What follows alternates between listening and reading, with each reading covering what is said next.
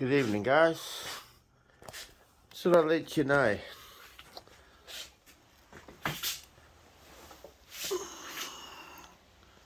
This little bugger turned up yesterday. It's called a mini lathe.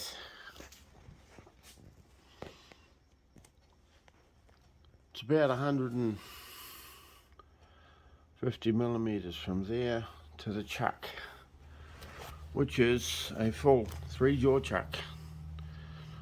I'm boiler maker by trade, so I know these things. And we can also hit the start button.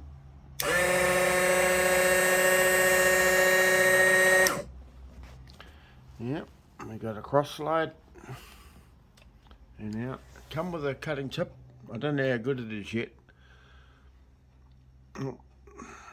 I did cut a bit of plastic this afternoon.